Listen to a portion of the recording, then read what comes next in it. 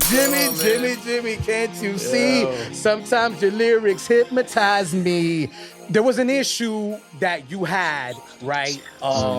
Which I understood with the latest One Train Cypher situation. Yeah, well, it wasn't like a personal gripe. Yeah. For me, it was just even other people were saying that, you know, the voting should be a little different.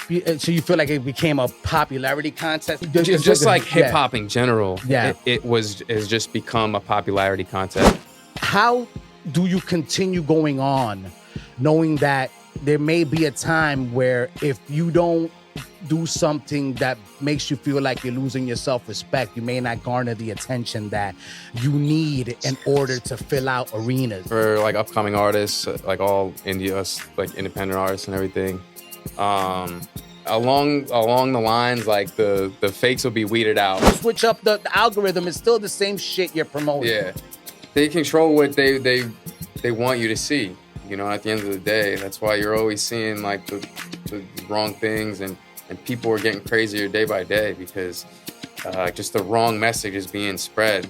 I'm sorry, Univision. I do want to work with y'all, but a lot of your talent have fake followers, Univision. That's number one. I'm keeping it a bean. It's not bullshit. No. Keep it over there because I don't want to mess it up. It makes it harder for me to edit. I got you. Yeah. But, you know, a lot of I wanted them to hear you. No, my G. And now you're a talent for Univision and you're buying followers. You should not be on the radio. You ain't it. You know, they're not. There's no groundwork. So that's why you're seeing them here today, going tomorrow. The best promotion for your song is the next song. Charlie Kirk. Oh my goodness. Any thoughts? It's so fresh. You know, you don't really know why it happened. But the fact that it did happen and the fact that the same day there was a school shooting, I believe, like even that is like people are so used to that now. Like it's just like, what? Like, you know, like people are saying another one. Like we shouldn't be saying that. Like, and that's where it's at, man. It's scary. It's a scary time. You know, for kids, my little cousins are able to see what just happened. Like if I don't even want to know what that would have did to my head if I seen something like that at the age of 6. Everyone, that was Jimmy Sandra. What song are you gonna be performing? I got the city as my cosign, so in my eyes I'm a gold mine. Why they ride a little wave like it's low tide?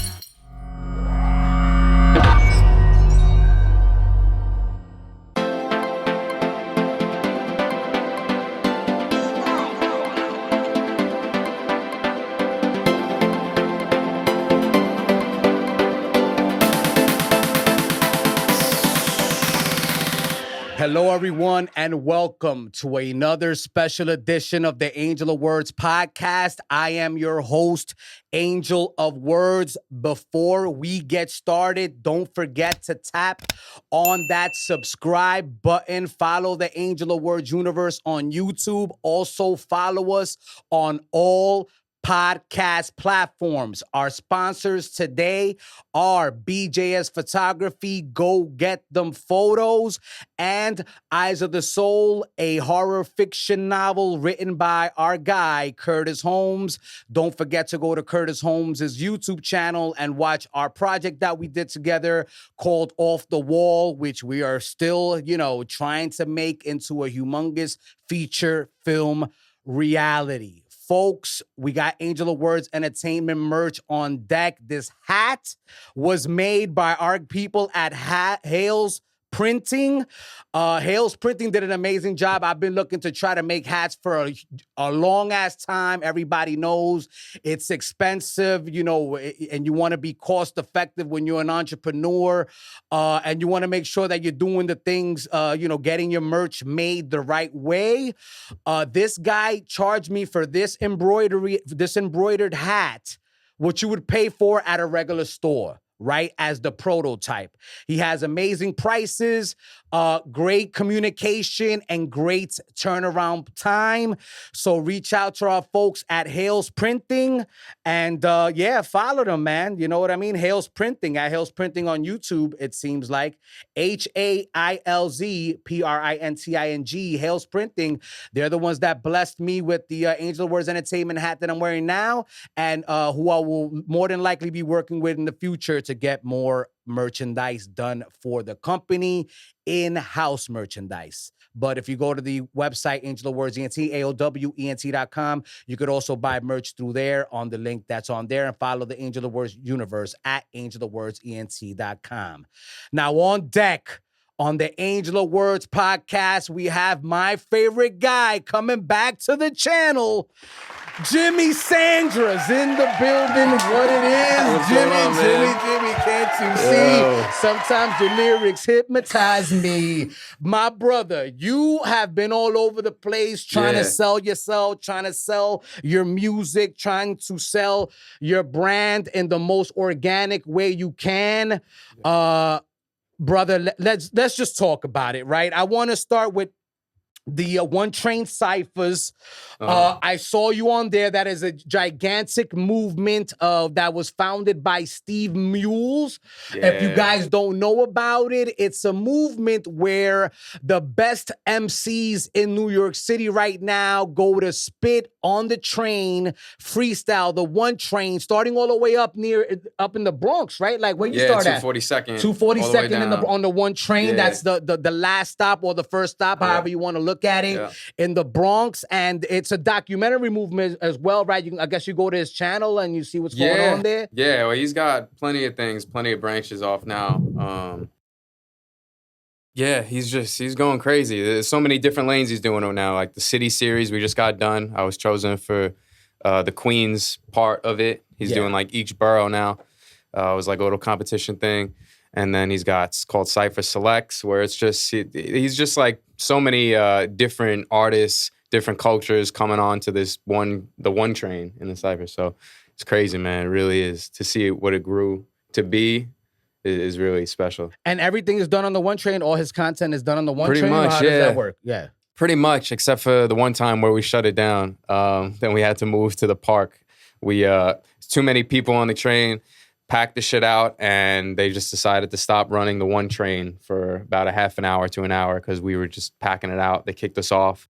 We had to go down to a park and finish it there. And that's pretty much what it is. It just grew to be huge from a few years ago when it started. Bro, I love seeing you on there. You're always spitting some shit. Yeah, man. man. I haven't seen you up close. Well, first of all, thank you, first and foremost. You're the only artist to ever invite me to be on stage with you. Oh, man. That was, that's always been on my... Moment. Bro, that was a special moment. That was bro. amazing. I don't know if I've seen you since then. And shout out to Mike and them boys, right? That's them. And your other cat, the guy was wearing the Monster guy with the green. I always think about Monster Energy drinks. Migs. Migs, yes, that's his name. Sorry. But yeah, bro, shout out to them for doing that event. Bro, and thank you, man. Like, I've always wanted to cross that. You know what I'm saying? I always wanted to know what it would feel like to be on stage. I don't have the gifts that you have. You know what I'm saying? Nah, to you spit did. and You stuff, do. man. You do. But how did you feel up there? Bro, I was nervous. I got off. I forgot I was supposed to stay on there. Then I went back on there. You know what I'm saying? And I tried to do my best, bro. But I'm gonna be honest with you. I was nervous. I was excited. I was happy. I didn't know what to do. I was confused. It was an amazing experience. People cheer for you. You were saying some real spills. So that was cool to see you up there, and even to have you behind me during the performance and everything. That was special. That was special. That Thank you, gang. too. I appreciate that. You already know, G. That was absolutely a special moment that I will never forget. Man, thank you so much. And and we don't get to see. We speak a lot, right? For sure. We do speak a lot. It's not like we don't. I just don't consider you a guest of the Angel of Words podcast. I think we have more of a deeper bond than that. 100%. And we speak about the trials and tribulations of being an entrepreneur, trying to come up in this game with an artist. And you mentioned something in one of your songs, battling algorithms, which we'll get to moving forward. But one of the last times we spoke, there was an issue that you had, right? Which I understood with the latest One Train Cypher situation in terms of like winning and coming out of the group in a sense, right? So, could you elaborate for the people more about that? And we're not trying to throw shade on anybody's movement or anything like that. We're just discussing, how we've see the situation, what we think about the situation. Yeah. Well, it wasn't like a personal gripe. Yeah. For me, it was just even other people were saying that, you know, the voting should be a little different. It's just a way of they wanted to see it voted based more on skill than who can get the most people to vote. Copy. So that was the issue that like people were that voted for me and thought that I did well or whatever. Yeah. That they just said, you know, like they felt like anybody with a bigger following kind of has the advantage already. Yeah. So I feel that. But you know, it's all good. I'm just grateful to have that platform. I always bring it, like you said, I'm always on some shit on there. So yeah, I'm always just trying to keep that hip hop root. Like that's where everything started, you know, Bronx, everything started right there. And then just when you really have something to say, that's where I go to. So but yeah, man, it's just crazy to see what it grew into, really. And I feel like I hope a lot of people's intentions are pure like it was for us. Like when we started, keeping that unity, keeping that that really like uplifting each other type deal. I feel like that made that platform stick out more than other platforms who are just, you know, taking pay for play or taking people on their platforms if they pay them, no matter skill or anything. That's kind of what we were harping on. Like we just wanted to keep it about the rap, not about the popularity, not about, you know, who can get more people to rock with you regardless of how you did, you know. So, but yeah, it's just he just did a cypher with Red Bull. Shouts to them, and then yeah, be on the lookout for more One Train Cypher content for sure. Okay, so it was so you feel like it became a popularity contest, that specific contest? Well, yeah, not One Train Cyphers, like yeah, not that. Just like hip hop in general. Yeah, has just become a popularity contest. Yes. Like even you know, you see it like people who don't have it, who are like just have a gimmick, putting up more numbers than the people with actual skill. And this has been an issue for, you know, however long. It's just more magnified now because of social media. I feel like everyone putting shit on just as a gimmick, just to get that attention. And I feel like nobody's really honing in on sharpening their skills. They just want to go viral. And it's kind of made it like a gimmicky a little, to where everybody's trying to do it. And I don't know, that was my issue. I just didn't, with the One Train shit, I just didn't want it to become like that. So but I think it's going in the right direction. You know, it's interesting because you know, unfortunately, you came in second to a person that I didn't even know rapped. I saw them sing. You know, because I've interviewed this artist myself at a different event. It was the Soul City Sessions. So I knew exactly who you came in second place to, and it came as a shock, right? But this person, you know, they are relatively popular. And, you know, and that's the issue, right? The issue right now within the musical space is how to balance not losing your integrity, but learning how to gain attention at the same time, right? So that you bust that algorithm open. And it's something you mentioned in your song, if I'm not mistaken, called Brief New Message. How do you continue going on knowing that there may be a time where if you don't do something that makes you feel like you're losing your self-respect, you may not garner the attention that you need in order to fill out arenas and make money on music? Because it's really the only way you can make good money on music at this moment. Yeah, man. I'd say even for like upcoming artists, like all independent artists and everything, along the lines, like the fakes will be weeded out. People drop like flies. They, like we were talking about it earlier, just like even with podcasting, like people who aren't really in it for the craft, aren't in it for, or just in it for the wrong reasons, they're gonna fade away. Because if you're following trends, like once that trend dies out, like you're not gonna want to do it anymore because you got in it because it was a trend, because it was getting you attention. I feel like with music, I'll always make music. So regardless of what's going on, like I'll just, as if one person listens to it, like I'm super grateful, because there's so many people out here. What do you need to listen to me for? You know, like And as opposed to like staying, what were you saying? Like staying, like on a, like staying keel with. Well, staying on, not losing your integrity, right? What how do you stay calm, right? You got to stay calm, right? Like that's the thing. I deal with that myself, man. Yeah. Like, should I go out there and start gossiping, right? Because and really quickly, the most viral any of my podcasts have ever gone, right, is when an artist got on here who had beef with one of the major artists in the dembo genre. Right, so they have beef. She made a bunch of diss songs towards her. She talked about the pay for play situation in the Dominican Republic and how they don't back each other up out there. And she was just going off, and that went crazy. You know what I mean? As compared to when I'm talking about like how to the steps to take to work on your craft, and all the positive information that I try to give out. Nobody gives a crap about that. It's clear, right? It's in the numbers. So it showed me that that busting the algorithm open is based on hate, right? Or negativity.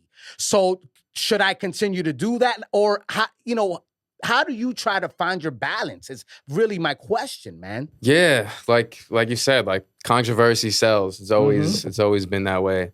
Facts. How do I stay? I don't know. I just been more focused on staying in my own bubble. I think for a little while, like everybody gets on the point where they're like, maybe I should hop on this trend or hop on this thing, and everyone you just have to find your little way of doing things. Basically, like I'll do a trend or whatever, but I'm not gonna sell out for it. Like I'm not gonna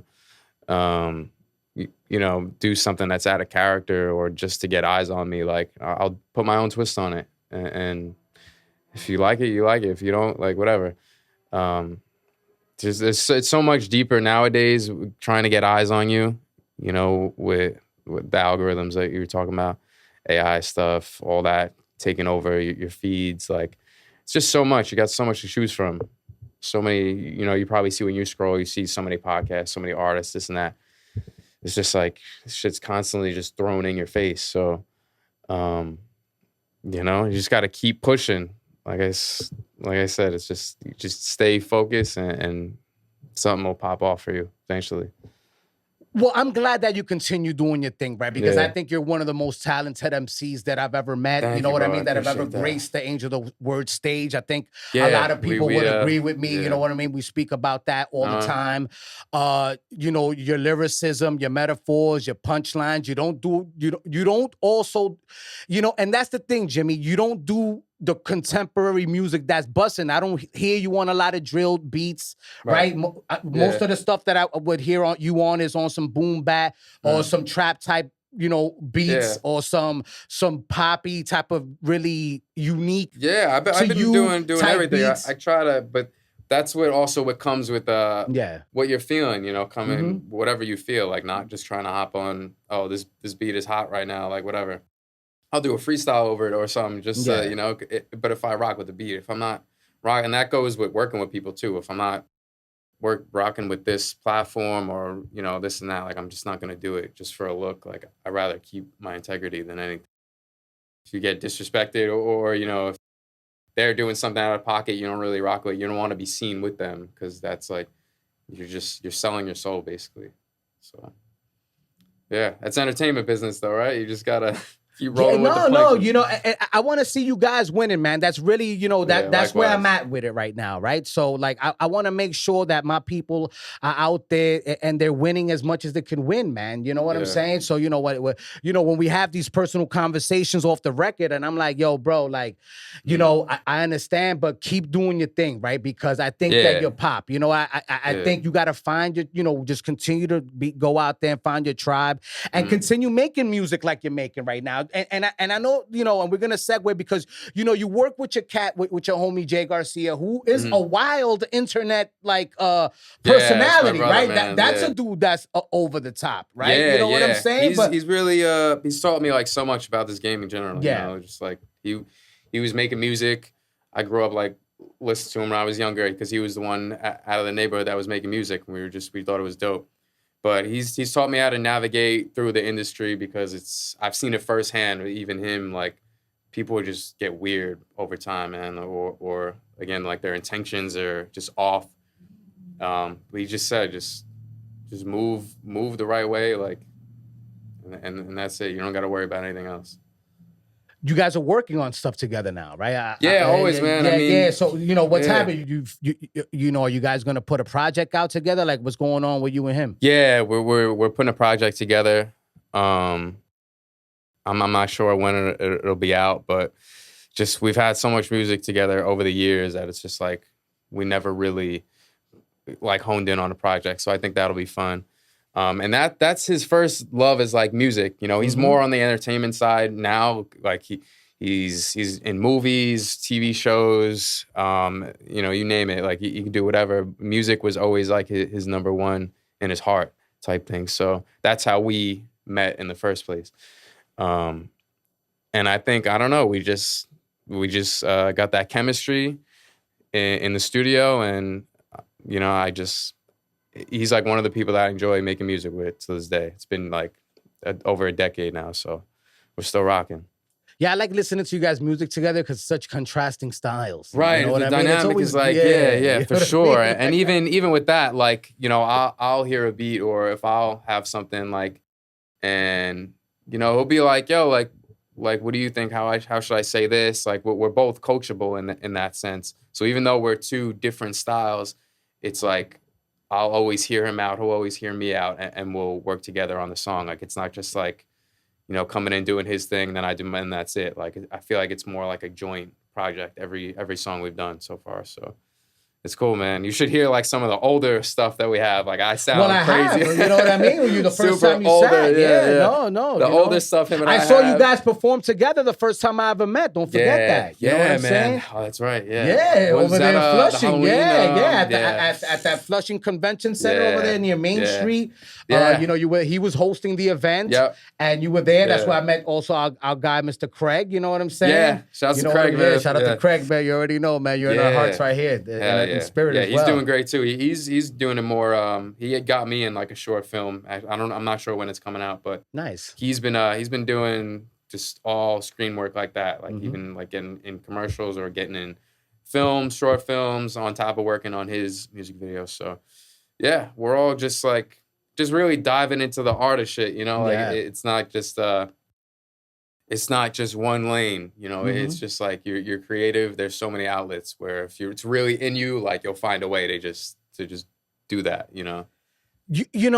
And that's where I want to really focus on, right? Because it's the work that you put in, right? Yeah. So, 100%. For example, a lot of people may not know this, but Jimmy is the one who edited the first, that he edited his own performance for the Angel of Words podcast, B. Yeah, we recorded it. We did all that, man. It was a pleasure being here, man. So you edited the video, right? So he edits the video. He color graded it. He think I didn't peep that, but he color graded that shit too, right? That took it to the next level. Yeah.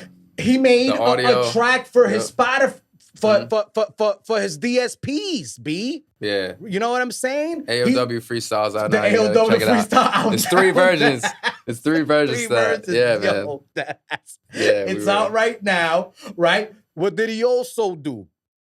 You also asked me for the podcast content, right? Yeah. You don't know how many artists, come up here. And like, this is a service now, right? Because I've been doing it for so long. Yeah. Right? Yeah, you know what I'm saying? I love it, that, I'm like, yo, this takes me some time. I feel like I'm at a place where I'm good at what I do. Like, it's not pay for play. It's pay for the time I have to put in to market you. Yeah, right? People don't get like everything that goes into it. It's a lot of work. You know what I mean? But Jimmy is still grandfathered in. You know what I'm saying? One of the only people that are grandfathered in here at Angel of Words Entertainment, because you put in that work, man. I'm like, yo, bro, this dude came up here.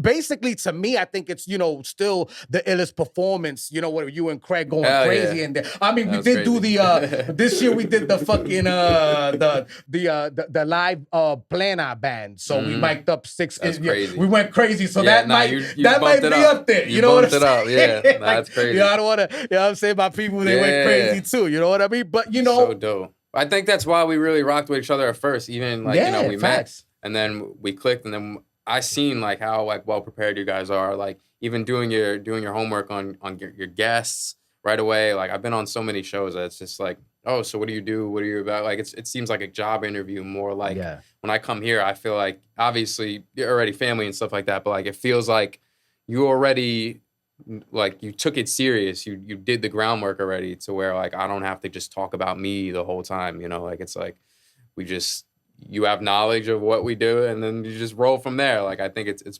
better, more personable too. Well, thank you for saying that, man, because, it's been 5 years now. Look, our last podcast was 3 years ago, almost. Which is wild. I mean, we can't let it go like that long again. Like, I really don't, like every time I have something new or I have something to get off my chest or just like a new topic, like, you're my guy I'll come to and we'll just try to create moments every time. Yeah, facts, man. I appreciate the exclusives. You know what I mean? That's why, Jim, you know, that not everybody has that, you know what I mean? But, honestly, from here on out, man, you know what I mean? I told you that the last time you was here.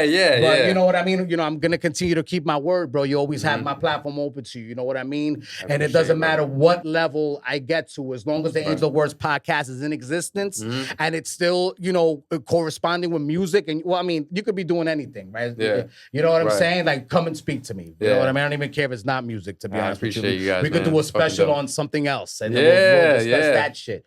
But I want to continue on your creativity, right? Because, bro, you do great. You shoot yourself, right? You put out content yourself, and it's always different. Your editing skills are valid. You're doing the most. So I understand your frustration, right? You're like, yo, damn, like I'm doing everything I can. Do you feel, I'm doing everything I can digitally? Do you feel you're doing enough in person, though? Or do you feel like is that where you're lacking? Probably where I'm lacking. Indie artists, you got to have ways to support your craft as well. So, I'm out doing that. Of course, got regular jobs and everything like that. And, you got to pay bills, you got to pay for the house, got to pay for, everything. So it's just like a lot of your time goes into that. And then you just gotta fight through it. Sometimes I won't have time to go make a trip here or make a trip there to meet this person, that person during the week or everything. And that hurts me because it's like, I know I could be a lot further if I didn't have to like do this, the job that we have now, or you know what I'm saying? Like day job type thing. So, I feel like maybe I'm probably not doing enough because I know there's somebody out there that's doing shit every day.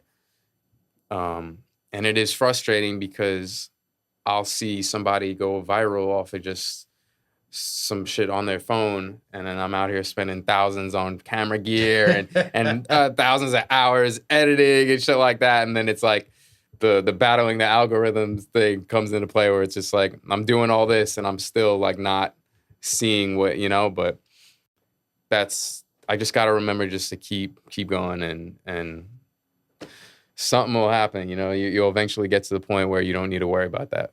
Well, Jimmy, speaking on that, Instagram wants you to use your phone. Yeah. That's, the algorithm picks up, oh, this isn't edited material. This isn't coming from a professional source because remember, the algorithm does not want you to go to any other place. Yeah. Right? For me, for example, I know it's going to be tough for me to go viral unless I have somebody that's super famous on here or somebody does some wild outlandish shit, right? Because everything on my page leads you away from Instagram. Yeah. Right? Because I got my link tree on there, this, that, and the third. But when it reads like, oh, there's just some organic content, somebody must be going crazy, that tends to bust more because that's what's really considered organic content that Instagram could use that'll keep people on their platform. I didn't really realize that until till my wife. right? Because my wife is a young lady, right? You know what I mean? Age-wise. And she's like uber, I don't even know what's the generation after millennial. Gen Z? Yeah. OD Gen Zer, you feel me? Like, you know, like she's always scrolling on her phone, right? Yeah. And I be seeing the dumbest shit.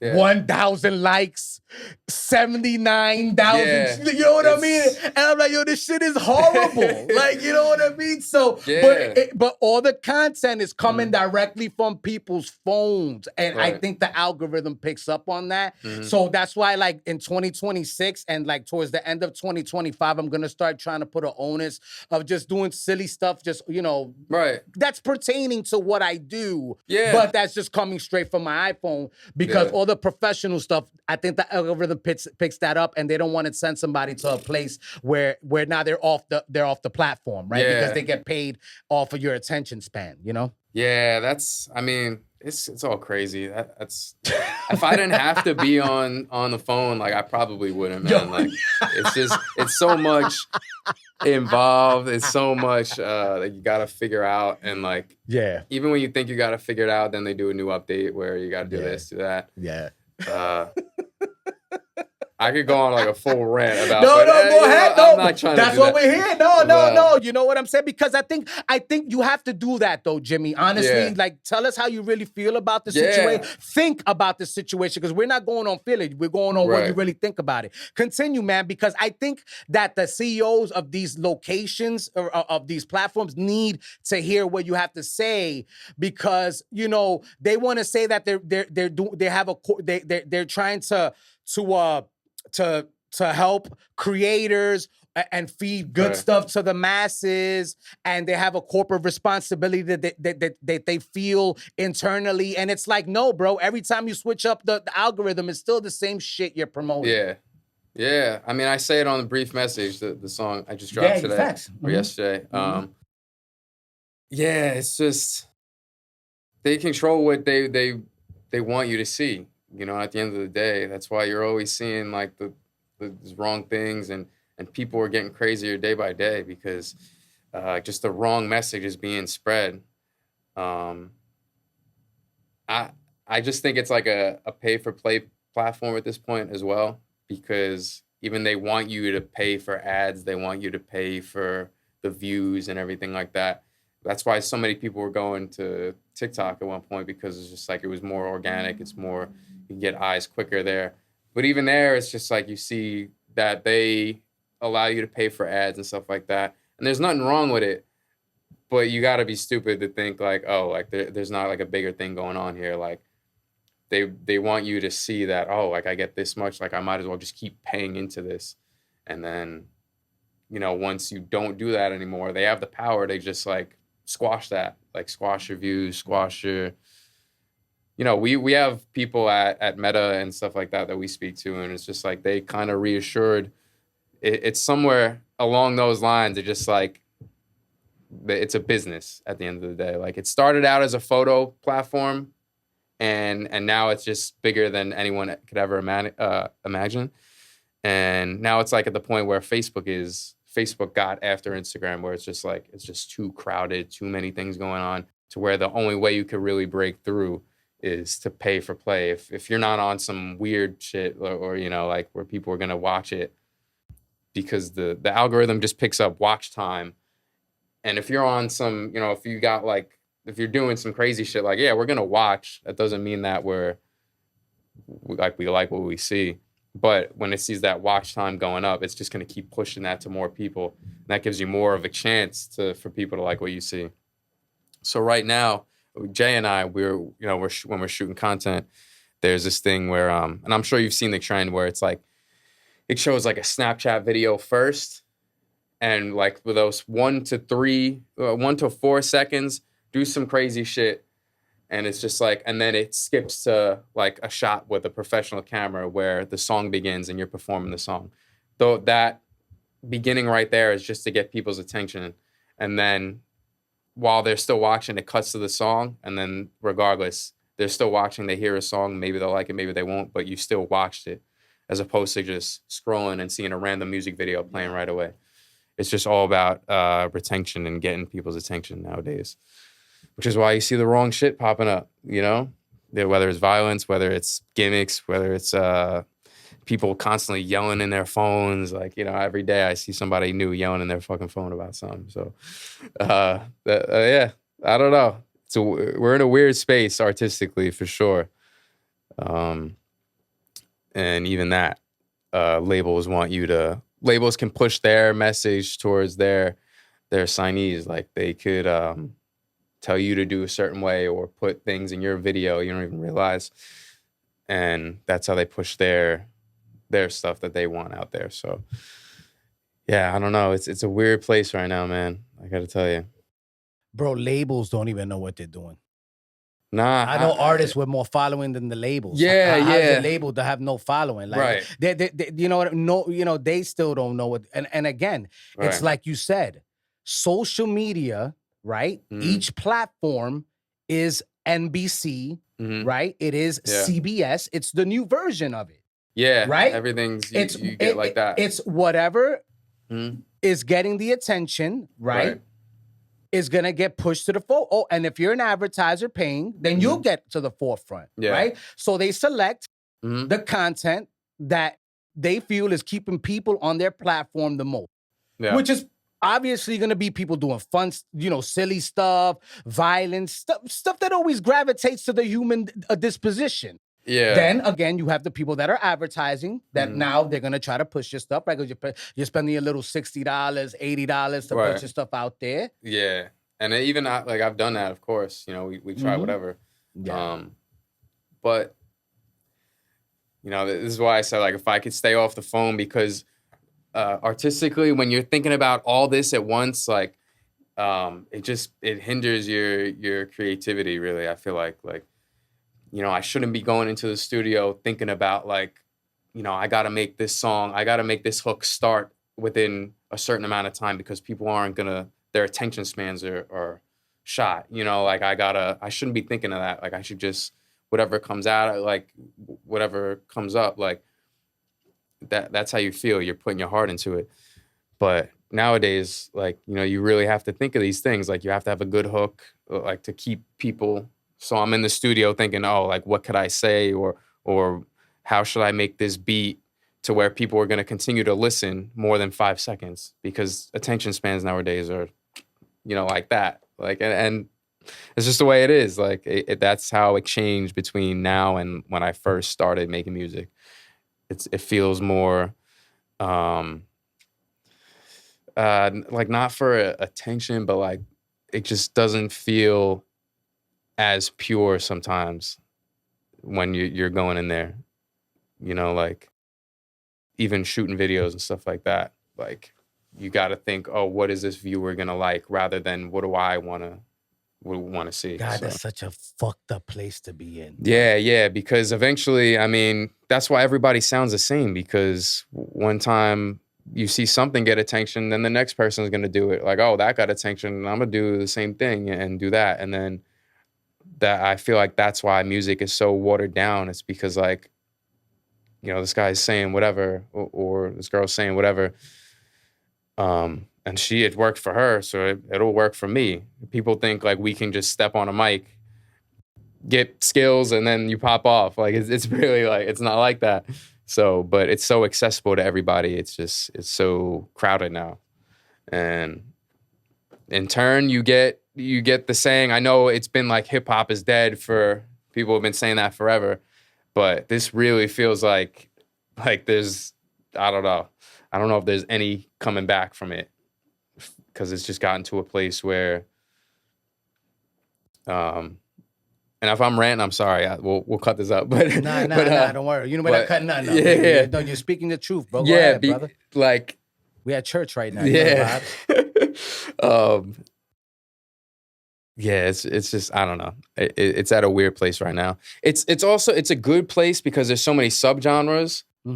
So that brings another where, you know, people like what they want to like, but it's also like music is a million trillion songs are like in the palm of your hand. Like it just doesn't feel as special anymore because it's so accessible. So Wow, Jimmy, the state of the situation is not great. And folks, before we continue on, because we're ranting, it is what it is. We got to think what we feel. I mean, say what we think. You know what I mean, and not hold in what we feel. That is why the podcast is sponsored by BJS Photography, where you can go get your photos, you know what I mean, at a discounted rate with our guy here, BJS Photography, Brian J. Segarra, and our guy, Curtis Holmes, Eyes of the Soul, horror fiction novel written by a black man, you know what I'm saying? We're supporting everybody here on the Angel of Words podcast. Plus, we also have a project called Off the Wall. It's about a handball player from the New York City projects who becomes a championship U.S. Open contender. So, folks, as we continue here with Jimmy Sandra, yeah, bro, the state, yo, bro. I mean, yeah, bro, yeah, nah. I mean, look, the man, B&H sponsor. You said the B&H sponsor. What was that? What you were saying? Oh, Brian, BJS Photography. BJS okay, Photography. Cool. Yeah. He does the photo shoots for people on my podcast. You know what I mean? So people have reached out to get good rates. He gets me a lot of gigs. I go out shooting for him a lot. Oh, good. Because he likes to focus on his photography, and he's like, yo, Ange, like, yo, pop out with me, man. You know what I'm saying? Take the video side. Yeah. Hit the video side. I'm gonna pay you this, and hey, that's why folks. I like to put out podcasts every day, but I don't like to double book. I almost double booked one time, Jimmy, and I'm like, I felt bad because I like to be on point with my people. Yeah, you know what I'm saying? Yeah. Right. So I'm like, so I have been doing a lot of content for other folks that's roaming around the internet, which obviously I can't speak on because it's not my content per se, because I'm a work for hire. So that's why I haven't had podcasts consistently every week. But we want to get to that point. So I got to keep making that bread, right? So we can continue keeping the lights on here. It's entertainment. Yeah. You know what I'm saying? You know what I'm saying? Yeah. Gotta keep that going. Yeah, man. But the state of music is very interesting, man. Like you can look at it as as a positive because you can reach people, but also there is a certain limit, right? It is a network. Platforms are networks, right? Which means that they're gonna promote what keeps people on their platform because they gotta pay their bills, they gotta pay their CEOs. People gotta get $7 million bonuses, and it's not for the people, it's for the business. You know what I'm saying? And I'm not hating. I'm trying to build my own business. So whatever view I get on these platforms, I appreciate. Right. Yeah, and 100%. Honestly, when I step out with my merch, when I step out with you, when I went to go see you, there was a lot of respect there. Yeah. You know what I'm saying? They respected you as an artist. Mix Pops was like, yo, bro, next time you pop out to one of my shows, you don't got to pay a dime, G. Yeah. You know what I'm saying? He was like, yo, just let me know you're going to be here and we Gucci. Yeah. So, I appreciated that, man. You know what I'm saying? Yeah. So, it is what it is, bro. It's real. Yeah. That's why, you just got to be outside. Yeah. Like we were saying before, like I feel like I ain't been on that too much. But yeah, man, I think maybe I'm just in the space where I'm just trying to create more and just keep putting out stuff consistently. I feel like you hold on or hold too many things in. And eventually you just got a whole hard drive of songs just sitting in there. Yeah. So yeah, no, bro, you need to make the content, G. Yeah. No, man. How do you say? I just don't want people to quit, right? I feel like there's an opportunity here somewhere. Things are changing. It's the wild, wild west. Look, man, I send out 30, to my people out there. I send out like 10 to 15 emails a day to podcasts. And I sent them out to, people like, Charlemagne the God at the Breakfast Club, right? He's been known to put people on, right? But it's a club. Everything is a club. So you have to go outside so people can feel you out. You know what I'm saying? Yeah. Because just because you send them a press kit, like, bro, I'm sending you projects where you can make millions of dollars on. I'm not sending you bullshit. Right. You know what I'm saying? Yeah. Like, I have a platform. I know the ins and out of everything we do, audio engineering, all this crap. Yeah. Right? But they don't know you. Yeah, man, that's the problem. That's the main thing. Yeah, that's the main because they probably got their DMs flooded and shit like that. But you got to meet somebody to work with them. Yeah, man, it is. Look, man, Univision reached out to me, bro. It was crazy, right? So I'm like, Univision, which is like the NBC of Spanish radio. I mean, Spanish radio of Spanish cable consumption. They reached out to me. They were like, "Oh, we saw you online. We have a great opportunity for you to advertise with us on Univision." Okay. Right? Yeah. So I'm like, I bet. So I'm like, you know what? Let me talk to these people. I mean, I don't have money to freaking spend for the budgets that y'all asked for, but I'm like, you know what? Let me gain knowledge. Let me find out what the top dogs are charging. Smart, right? That's smart. Yeah. So that when I get to that point or when I'm having negotiations, I know what the going rates are, right? So I could have told that lady, no, I'm good. Like, no, I was like, yeah, no problem. Let's have a meeting. So I met with her, we spoke or whatever. And then, after everything was all said and done, you know what I mean? I meet with another lady from the radio side. They gave me the whole pitch. They gave me how much it's going to cost. And then, at the end, I told them, like, look, man, like I've noticed everybody that you have here on, because, they give you a list of all the talent that you can work with, that can promote you, bro. Right. I'm sorry, Univision. I do want to work with y'all, but a lot of your talent have fake followers, Univision. That's number one. Right. No. I'm keeping it a bean. It's not bullshit. No. Keep it over there because I don't want to mess it up. It makes it harder for me to edit. If you put the mic over. I got you. Yeah. But a lot of I wanted them to hear you. No, my G. No. Look, bro, they charged me almost $200,000 for a 6-month campaign, radio campaign, to only reach 2.5 million people. 200. And then I'm like, and I'm like, oh, okay, will I be on Euphoria, which is their Odyssey? I don't know if you heard of the Odyssey app where you can listen to WFAN if you're into sports, right? So now they have an app, Univision has an app called Euphoria. And I'm like, how many people are on your app, right? How many users have downloaded your app? Oh, 73 million. I'm like, oh, so if I spend the $200,000, right, to advertise with y'all, will my advertisements be heard on your Euphoria, right? On your digital streaming platform, right? And they were like, oh no, that's different. That cost a little bit more, right? So I'm like, how much more? We never got into semantics. I don't know how much more will cost, but it's gonna cost more. So I'm looking at it like this, Jimmy. You're charging me $200,000 for radio in 2025 to reach 2.5 million people, bro. I'm like, yo, bro, I could put out a good post and reach out to reach 2.5 million just going viral. 200,000? Yeah, I don't know why they would try to reach out to indie artists like that, like independent, for the 200. But they should be the ones that are trying to put the fuel to the gasoline to the fuel. You know what I'm saying? Like. That's kind of like with record labels, you're supposed to be the one that just adds value, but it don't work like that. So sometimes it just...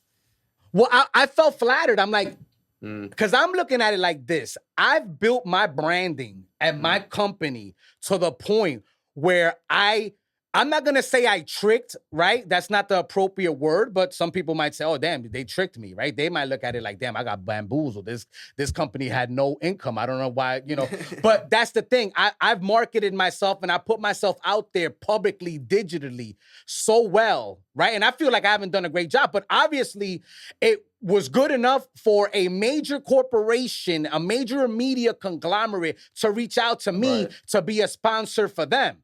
And then I look at it like, damn, y'all must really be like searching for advertisers crazy because you're not getting the bread you need. It don't really make sense. Like if they believe in your vision or they see what you're doing, they should be like, here's money to advertise. Yeah. Like it shouldn't be like, hey, you want to give us money to yeah.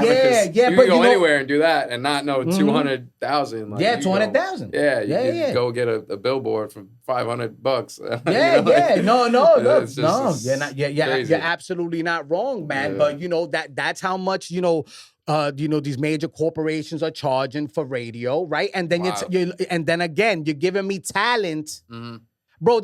With all due respect, bro, like I wrote back to her. I'm like, look, I don't want to spend my equity, right, to promote on this platform, because I'd rather spend that equity on myself to build the projects that I need to build, because I sent her my movie. Bro, I sent her everything. I sent her my movie projects.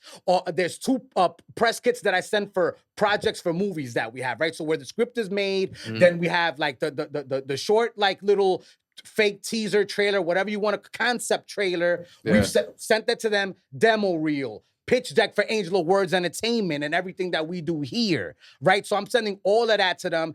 And I'm like, and then I'm looking at your talent. I'm like, yo, your talent probably doesn't have everything I have, right? And then they got fake followers. You know what I mean? At least I have 20, I have stuff that has like 80, 90,000 views, all organic. Yeah. Right? Because I only have 2,500 followers. I don't pay for nothing. Like, what you see is what you get, B. You know what I'm saying? On my platform. And I got more, and it's looking like I'm more consistent. I have more reach than the people that are working for you. So then at the end of the email, I was like, look, what I really want is to be part of your team. I don't know what I have to do, if I have to start from scratch, but you have my information. You have all my materials. And hopefully she reaches back out to me, right? Because, I'm not trying to burn bridges. I'm just letting you know what the industry is in 2020 and 2025 and what's happened to me. But I reached out to him like, yo, I can be one of your talents. I can make it happen. I could bridge the gap between Americanized Latinos and Latinos from Latin America, right? Because I can speak both languages. I clearly look at everything I've done, right? And so, it's crazy, right? So that's why, and the point is, that's why I understand your grievances sometimes with the game.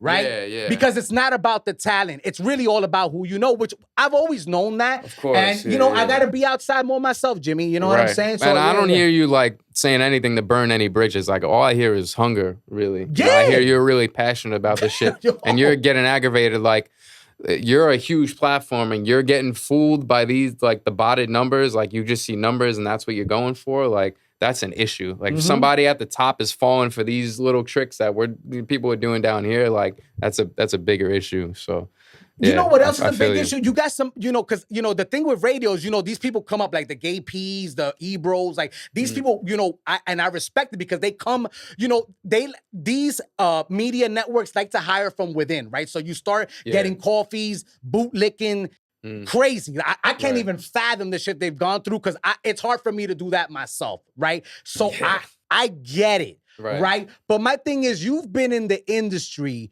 and now you're a talent for Univision and you're buying followers. You should not be on the radio. You ain't it. Right. Yeah. Nah, I feel you. I don't know if anybody knows this, but like buying followers does not get you real engagement, and it hurts any real engagement that you might get. Like, say, for instance, if you Instagram, TikTok, they all show your post to a certain percentage of your followers. So if Instagram sees, if it's showing your post to people, like followers, but they're not engaging, they're going to think that post is garbage, and that's going to hurt your reach. So if I have like 100,000 followers, but I bought like 80,000 of them, Instagram's showing your posts to just dead accounts, but it's reading it as if it's showing it to real accounts, but they don't like it. So then they're just going to stop pushing that post, and then it's dead. And then that's it. You're not, rather, if you have 2,500 followers, less than 10,000 followers, like, and they're all real, then at least if it's pushing to somebody and they're real, then you're going to get real engagement. You're going to get real fans. You're going to get real support. Like, the numbers are all skewed and everything, obviously. We know that now, but it's just not like that's not the way to go. The buying the followers, buying the views route. Like, it's just, I don't think you're fooling anybody anymore. Like, shit's come out to where people are buying #1 singles. They're buying box office tickets. They're buying viral moments. You know what I'm saying? Like, I just think people are more hip to the game now. So you gotta do what you do, and don't focus on the numbers. I don't know. I hope they're getting hip to the game. Yeah. Honestly, because these the larger corporations, like, they just care about numbers. That's the issue. So, like, and they're lazy. The people that work for them are lazy. Yeah, they're like lazy, they're already at their spot. So, like, I can cop 100,000 plays, and I'll pull up and be like, yeah, like, I got 100,000 on here. They're not gonna ask me how. They're not. It's just, oh, you have 100,000? Yeah, come on our podcast or something like that, and then that's it. But like 100,000 you really didn't get 100,000 plays at the end of the. So you could lie to whoever you want, but like at the end of the day, like it's not real. And let me tell you something. I'm proud of myself, right? Because I look at this shit like boxing. And, shout out to Canelo and Crawford. I hope you have an amazing fight. I hope it's the best fight. Yeah, it's tonight. I forgot about on that. Netflix. And I hope it's the greatest fight that I've ever seen. But pound for pound, bro, I have 2,500 followers, right? If I get 700 to 1,500 views, that's over 50% of my people that follow me are watching my shit. Exactly. If I get 30, 40, 50 people to content, that's over 10% of people that are commenting on my shit. If you expand that across hundreds of thousands or millions, I'm killing the game. Yeah, like you're getting real support. Yeah. Like, you're not just getting shown to, like. Yeah, it's crazy. And I always tell people, don't get caught up in that. Do what you do. I'm going to do what I do and be excellent at what I am. And when it's my time, I'm ready for you. Yeah, definitely. I mean, I got to perform in a boxing ring a few times, actually. Good vibes. All right, for like Golden Gloves type shit? Yeah. Good vibes, okay. Star Boxing, shouts to Frank. It's crazy really seeing how, like, up close, people getting hit. Like, I'm performing, and in the ring, just, like, this blood on the floor. Like, that's official, dog. It's wild, yeah. Craig there was there. He was playing the guitar in the ring with me. You know what I'm saying? And, yeah, it's just dope. It's just how many people were there? Was a big yeah, it's a lot. There was one time it was at the Paramount in Long Island. In the Garden. No, it's in Long Island. Yeah, it's a big venue. Okay. And, they just, you could have concerts there, the whole nine, but they put the boxing ring in where there would be seats, and then there's just people like all around. It feels like some like Coliseum shit, and it's crazy like to see like with these boxers how hard they hit, how hard like everything. So like I can only imagine how this fight's gonna go. That's the best of the best. It's gonna be amazing, Jimmy. Yeah. Shout out to them boys. Crazy. Now I want to talk about one more thing before we move on to our next segment. Bro, I love the evolution of where you're taking your music, right? So I hear the sounds changing, and I hear the grit, and I hear the shit coming through your through the audio waves. You know what I mean? Yeah. So let's talk about your producers now, man, because I know you have two producers you really like to work with. Yeah. So I mean, I got my guy Joel and Joel. I forgot. I forgot how we met, but he's in San Diego, and that was we just get sessions off of Zoom, and you could have like the Pro Tools, everything right there, and you just like lock in that way.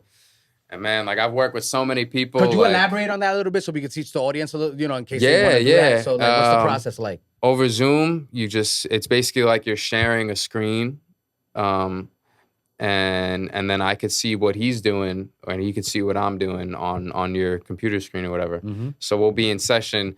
He'll be cooking up, but we'll be cooking up together. Like he'll have a beat, go into the session. It'll be the stems, it'll be the drums, this and that, and it'll be as if we're in person, but he's all the way on the other side of the country, and you're just working like that. Like you got dialogue, and I could see what you're doing. I could hear what you're doing as if I'm in the studio out of my speakers. Like it's not like some like off the phone type shit. And yeah, he's just like dope. Like he's got so many different vibes. He's like a great dude too. Like we ain't even met in person. Like it's just on some. And what's his name again? Straight digital friendship. Yeah. I'm not sure what his producer name is going at right now. Okay. His name is Joel though. Yeah. Shout out to Joel on the West Coast. Super solid. And yeah, man, he's got like a gazillion beats. This is what I was saying from before. Just having shit in the hard drive, like he's always ready to go. But yeah, that's my guy for sure. And that's really one reason why I started dropping weekly, dropping songs every single week. We got so much in the vault that I just feel like it's just time to just get shit going. Now, Jimmy, you're putting this, I've seen a few of your tracks on Spotify. I know that you like to make sure that your shit is registered and shit like that, because I remember we had this fucking before. So you're not letting Spotify keep even your little pennies that, you know what I'm saying? Like, so are you doing this, are you monetizing off of this, or you just throwing it out there just to fucking throw it out there? Yeah, we're monetizing. We got all the, We got all the paperwork intact and everything. I bet. That which is super important because, you know, once you start getting more attention, more listeners, and you start getting more attention to what's in the music, you know, you might see the producer that you never paid pop up one day and be like, "Yo, this is my beat." Like you just ripped off YouTube or some shit, and then you owe them money. You owe them how much you made off the song. If you're not given the amount of splits, the right splits, then yeah, it's clipped for you. You're about to have to pay out even samples that you don't get cleared. It's wild. There's so many things you got to get in order before dropping the song, which I don't think people see. People don't see all the, you know, I was just talking about this with my girl. Like, she's just like, nobody really sees like all the work that really goes into it. You know, she sees because shouts to Lex. Yeah, shout out to Lex. She's there for me through all my, you know, ups, downs, and everything like that. And just she sees what it takes just to record a song rather than, you know, making a video, making a story, mixing and mastering it, working the song, going back to old music, making sure that it's right. Cause like you said, like I'm doing everything on my own. I don't really, I work with people, but like to an extent, I need that creative control. Just because I love doing it. Like, it's not like, I'm not like super controlling or whatever. It's just like, this is what I love doing. So it takes a lot, but like, the hours fly by when I'm doing it. So, but yeah, I say that to say it's just like people don't understand how much work really goes into it behind the scenes. Like even like this, like they don't see the cameras, the batteries, the lights, you know, like like they don't see it. Yeah, like you know what I'm saying? Like people just think it's just like turn camera on, talk, post. Like it's not like that. And especially if you're trying to really be good at something, studying artists before you, you know, studying how to make your stuff sound better so you can save money and you're not spending $100 an hour and just to record in the studio. Like, you know, I had to take a step back, grind, be able to afford a place where I can have my own room, my own studio so I can make music. You know, it's just like, even that, like spending hours working other jobs, constantly, like while you're at this job, you're thinking of, you know, my mind's always going every time. Like I'll see something, I'll hear whatever, and then I'll just like, even if I hear like a sample or I'll start just writing in my notes just to get it out, like every day. And like when you're in a situation where you can't do that, that brings more emotions where it's just like, and then like when I was saying before, you see the wrong people going viral off of some dumb shit. Meanwhile, I'm sitting here busting my ass so I can have a place to record and really like put like everything into it. Like it's just, there's so many things that you gotta just to stay even keeled throughout this industry, man. It's wicked. It really is. So for any independent artists out there, man, like I'm not where I want to be at. I'm sure there's plenty of us that aren't where we want to be at, but man, just stay true to what you believe in and just make sure you're doing something to get better every single day. You know, whether it's even watching like YouTube, do you watch like videos on podcasting or visuals like on how to get better, like simple shit like that? Bro. Yeah. I know everything that happens on behind the scenes at the Joe Budden's podcast, at the Drink Champs, at the new Memphis Bleak podcast, Joe and Jada. I am a beast looking to see what gear they got, what preamps they got, why Joe Budden's podcast has the best audio out of all the podcasts that are out Parks, there. Man. I met him. He's a good I'm dude. like, yo, Memphis Bleak, holla at your boy. Holla at your boy, because your audio ain't where it needs to be. And your man is Guru. He's an audio engineer. Don't make no sense to me. Guru. And you know, and that's the thing, bro. I do this thing, me. That's You know, good. I watch everybody's podcast, Right. bro. Exactly. Patrick Bet David. Yeah. I'm like, oh, they set up as they just switched from the Rode Pod mics, the ones that I got, to the Shores. Yeah, because those Shores be cutting through. Right. Oh, they just put preamps. That audio sound Yeah. bro. I do this damn thing. And that's bro, what if I had a people- budget, yeah. that's what I'm saying, bro. If somebody was to put me on, they landed on gold. Because Yeah. you don't got to teach me shit. Right, yeah, because you already did the groundwork. I'm ready to go. Which is aren't what these overnight viral hits aren't doing. You know, they're not. There's no groundwork, so that's why you're seeing them here today, going tomorrow. But that kind of trained our minds to like here today, gone tomorrow, leaked into the music scene. You know, there used to be a time where you're buying albums, you're waiting online just to cop albums. You're copping an album just for that one song, right? Just for, say, like there was you're copping albums just for that one song, you know? And then, even then, when you cop the album, now you got a whole list of songs that, like, you know, that you're discovering. Whereas to now, it's like, you know, you got the heavy hitters dropping music, and that shit is just, nobody cares because there's trillions of songs that like that are accessible to you. So now you have to really like figure out a way like to just, I don't know. This is why I'm dropping weekly because, you know, and shouts to Russ and his team and everything. They're all super good people, man. I've been like tapped in with a few people on his great. He's team an and amazing everything. independent Yeah. artist, bro. Oh, yeah. If you know you're what an I'm indie saying? artist, like that's somebody you need to him, LaRussell, all them study. cats, man. Russell, Facts. yeah. Because Yeah. he's got Steve on his team, and Steve's like, you know, he grinds like no other videographer. You know, I've seen, like, he's doing something every single day. He's outside every day, and that shit motivates me for sure. Yeah, for sure. His DJ Cal, man, I don't even know how I think we got locked in. Like, I had like won a contest, like Russ was like doing guess the name of the song from the album art, and I had guessed it correctly. Won tickets to the Radio City Hall show. I couldn't make it in the California show, so I was hitting people from his team, and Cal was the dude that made it possible for me to go to the New York show because I had somebody pass away. I couldn't make the show. Okay.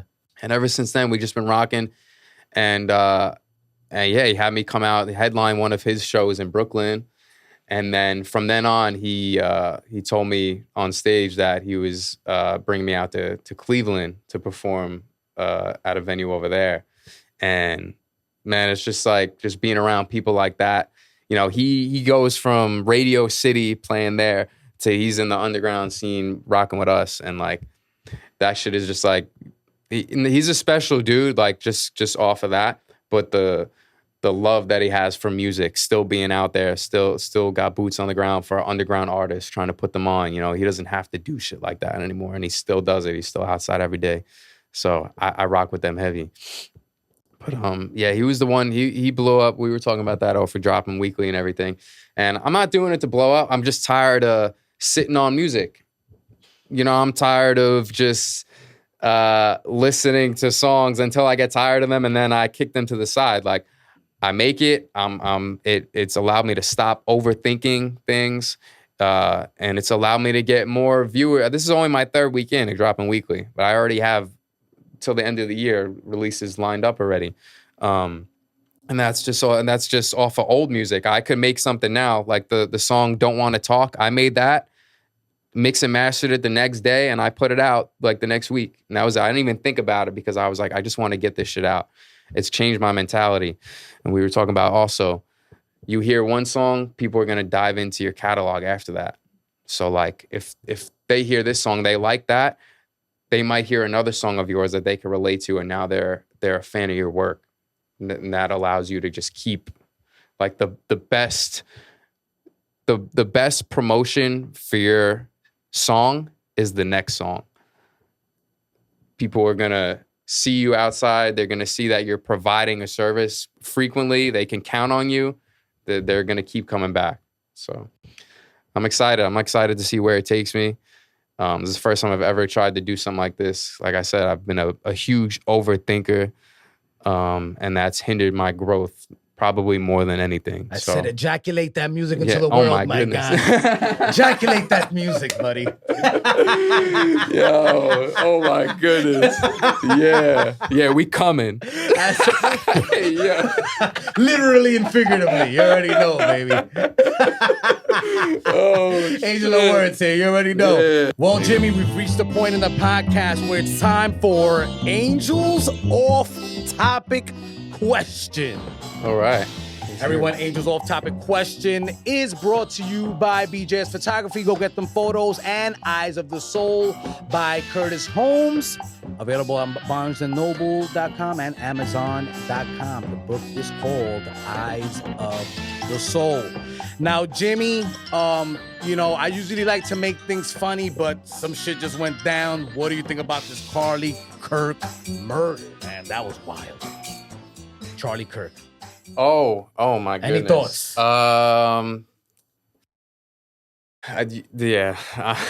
The video is that video really fucked me up. I'm not gonna lie. Okay.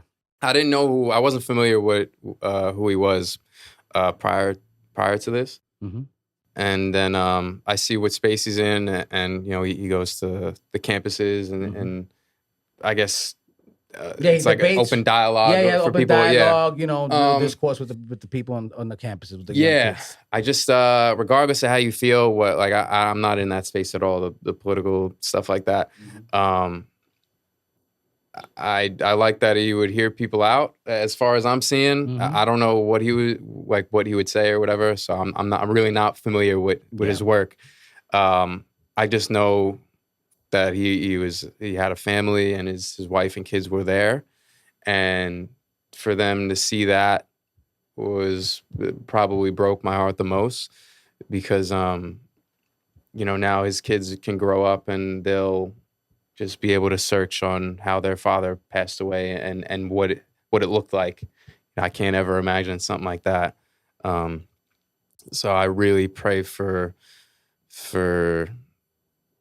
his family and for everybody, man. I just feel like it's a test to what's going on in this society. Like, it's just like that, you can see a man getting shot. Like, it was clear. It was 4 rows back, and you see everything. Like, it's not no AI. It's just like, and it's scary because this can't be good for all of us to see this. Like, it's people have had to go to therapy of seeing people die in front of them. Think about all the PTSD from the wars. My grandfather was in Vietnam, and he came back, and people didn't respect it at that time. Like, they were spitting on the soldiers and everything, and that fucked him up. Like, and between that and just seeing people die, but seeing people you were close to die just does something to your brain.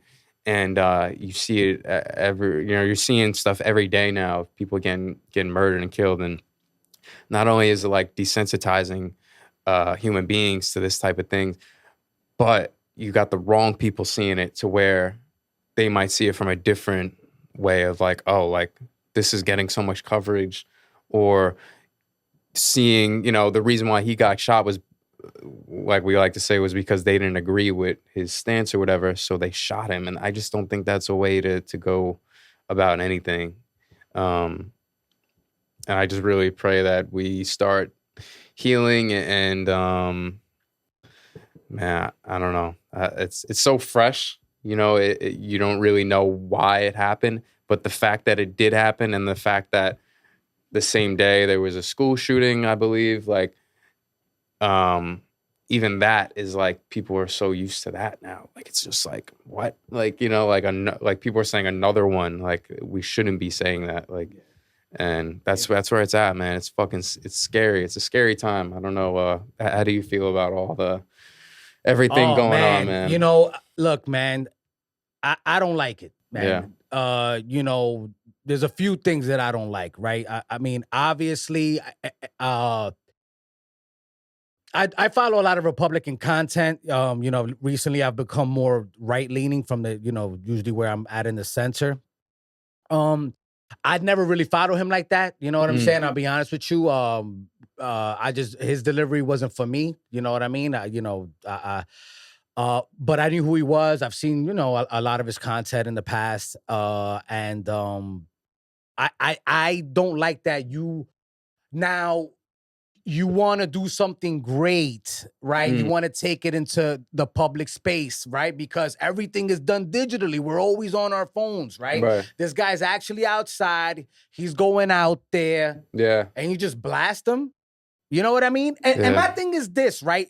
Because I'm not a conspiracy theorist, but I got to see things I like to read between the lines. The people that have the most to gain from his death, right? Because this looked like an assassination. I mean, I don't know, because obviously, I see people saying it's like a professional hit, or like, of course, bro, the conspiracies it's suspect, are running man. wild. You know what I mean?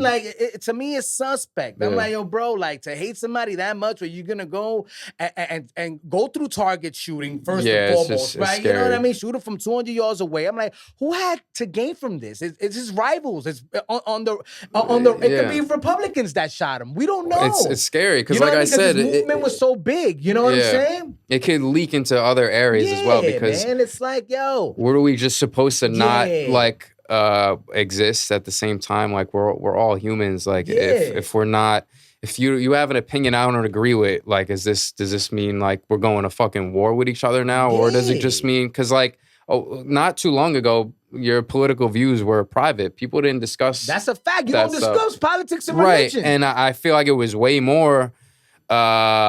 I mean, it was better, because it's just like, you're not judging somebody off of, because somebody could rock with a certain figure or a certain party or the left, right thing, like, and for one reason, and not know all the other reasons that maybe somebody else knows. But they're going to judge you because they know the bad shit, when you just know, like, you just rock with them for one certain thing. So it's like, it's kind of just like, what are we doing? Like, I don't agree that you need to judge somebody off of, are you going to not like me because I'm a Mets fan? Like, it's just some shit like that. Facts. Like, it's just like, no, like, you got to get to know somebody first. You know what I'm saying? But about the phone shit, it's a sickness, man. Like, it's just too much accessibility, especially for like, for kids. My little cousins are able to see what just happened. Like, if I don't even want to know what that would have did to my head if I seen something like that at the age of 6, 7. Like, but people are seeing like that, like seeing this stuff amongst other sick shit. You know what I'm saying? Like, So I don't know. It's a scary time for all that, man. Yeah. Then you have people celebrating that he died. I'm like, damn. I mean, but then you have people being like, yo, bro, he was like Martin Luther King. I'm like, yo, bro, yo, what are we doing, G? And that was Patrick Bet-David, and that's my guy. He was hurt that much. It's like, yo, it's like, the death of Martin. I'm like, bro, Charlie Kirk, he fought for for things to for people so to are change they? morally. Are they saying it like in that area? I Martin get Luther it. King was fighting for people to be treated like a human being. You know what I'm saying? Like, it's not the same thing, bro. Yeah. You know what I'm saying? Like I said, I'm not too familiar with his stuff. PBD lost me there on that one for that little. I'm like, yo, PBD, I want to be down with you, but come on, my brother, that's crazy. That's a wild take. I don't know. But I just know the divisive stuff is just it's just not the way to go, man. Like, we're all human beings. We're all brothers and sisters. I feel like like anybody. I could look at somebody and like you can go through the same shit that I went through, but I might not know, because I'm not gonna bother to get to know you because you like this person or you like that. Like, I don't think it's the way to go, man. Look, man, check this out, right? We're all humans here. And peep this. Out of all the artists I've ever met, out of all of the events I've ever been to, out of all the artists that I speak to on a daily basis and I've ever engaged with, the first and only person to invite me on stage with them and pass me the microphone was a white boy from Queens by the name of Jimmy Sandra. So, you know what I'm saying? You feel me? So you know what I mean? Like more to come too. We're touching more I can't really stages. fuck with the racism like that. You know what I'm saying? Yeah, that's you know another. what I mean? Come Like, on, man. Yeah, I'll get on that. Yeah, but we digress, Jimmy. Let's keep it fun. I think we said enough on the situation. Yeah, that was Angel's off-topic question. Mm-hmm. Suave's in the building, by the way, everyone. You know what I'm saying? Suave, We're back man. on. And and I do want to speak about a couple more things, Jimmy. Before we head on out, we here, man. You know what I'm saying? I want to discuss before it all went away. Right? That's a project that I feel like is like a segue to where you at right now. Yeah. You know what I mean? How do you feel about that project overall, man? I enjoyed it. That's a good question. Before it all went away is just, it's a collection of older songs that maybe I had written, never recorded, or I did record it. Man, there's just so much different things. I was going through so many different things on this album, whether it was, personal issues, heartbreak, finding my way through the industry, trying to stay sane, losing loved ones, just so much. And the title of that really just is like,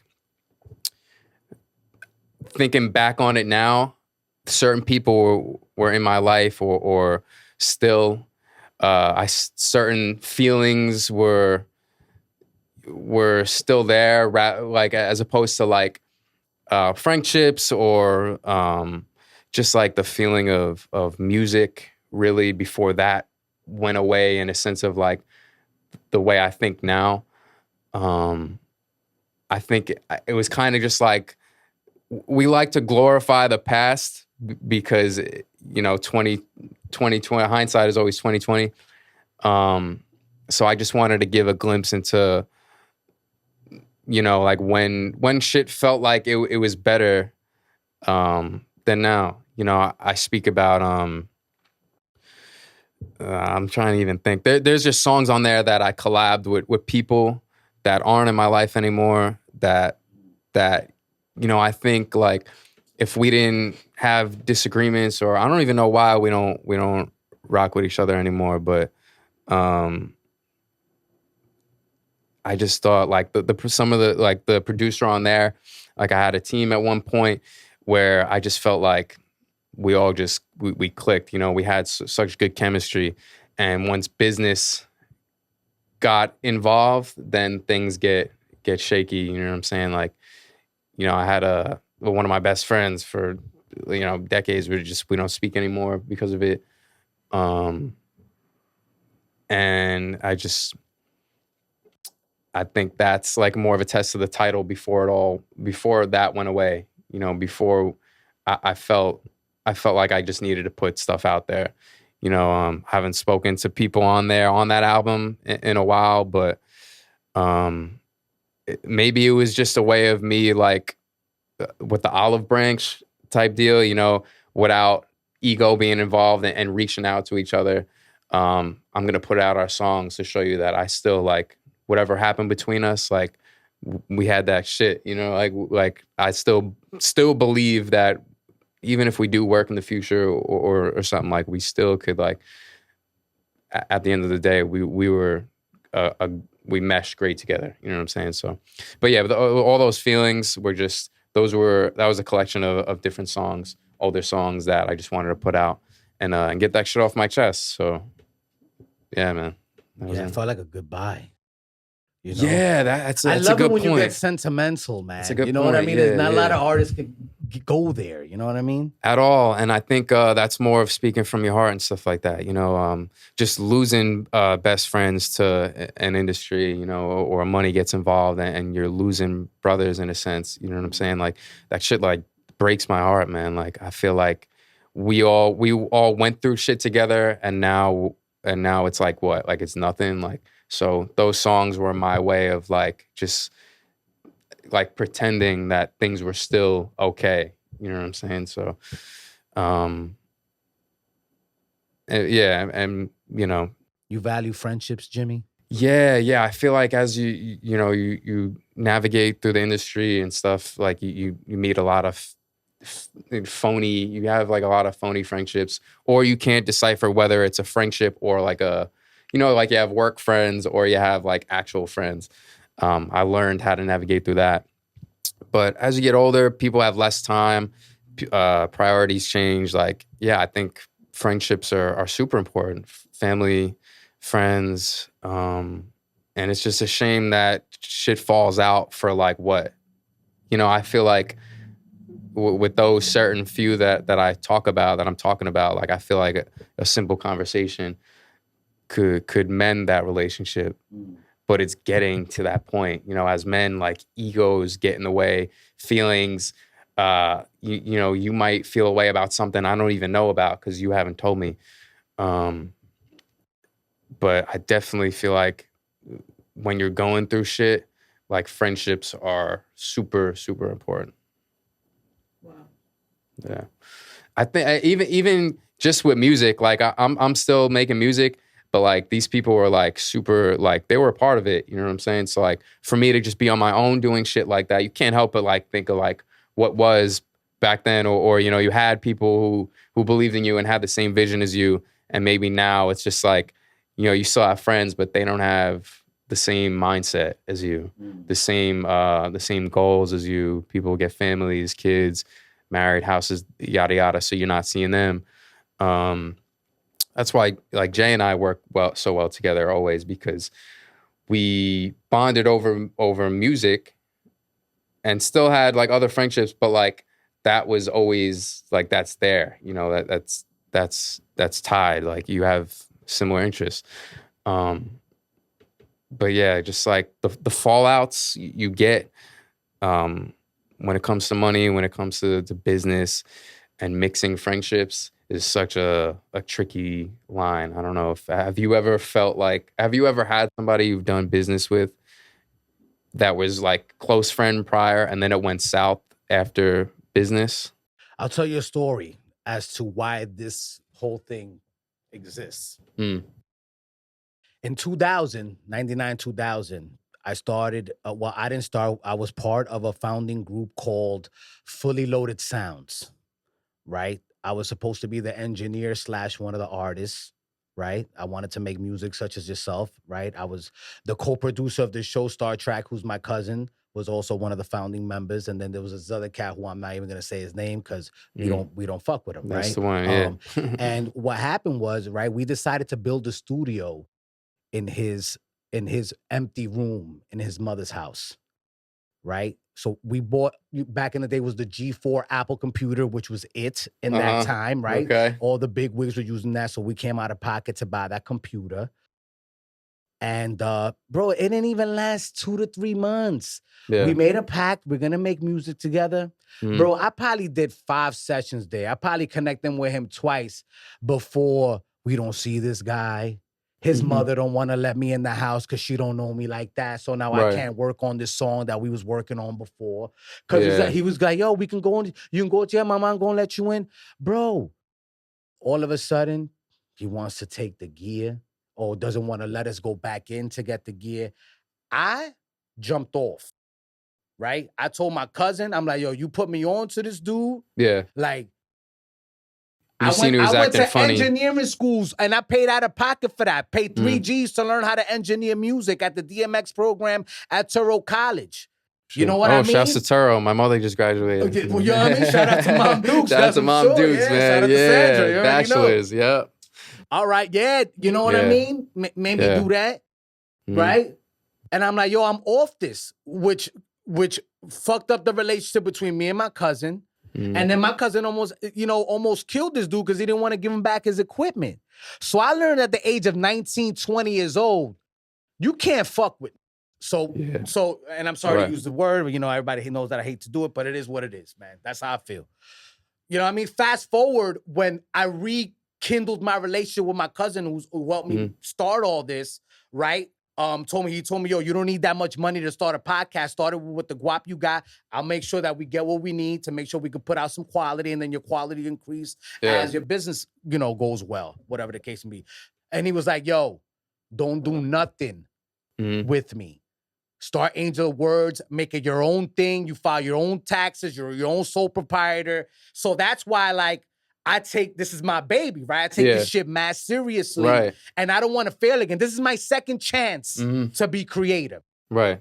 Almost 20 years later. I'll say you have it in you, right? I feel like you'll always find a way. Like we were saying before, you'll always find a way. So, yeah, I got hurt, by the way. Yes. But yeah, like that's what I'm hearing. It's just like, you know what I mean? Yeah, like you're all chasing that together, and you feel unstoppable. You got like a crew, like with the same interests, the same, Bro, like you I'm at the spots. I'm getting our songs played at the clubs downtown. Because I was outside back in my 20s, bro. I had every DJ spinning in Soho. In the Lower East Side. Yeah. I was out there. And you had your promoting team. the music. Yeah, exactly. Bro, I was promoting music that didn't even have bass lines and my DJs was playing it because we were so raw. I was going to say they really rock with you then. Yeah, man. It's so tricky. And I'm sure, how do you feel? Like you feel like you could ever amend? No, I seen him. He was working at a Staples or some shit. I seen him. He tried to say what up. I'm like, hey, whatever. I just kept it pushing. Like, no, man, my cousin don't rock with him. Like, we don't rock with him. There's no going back. Bro. Yeah, like, certain things there's no going back. We learned our lesson, and we're not.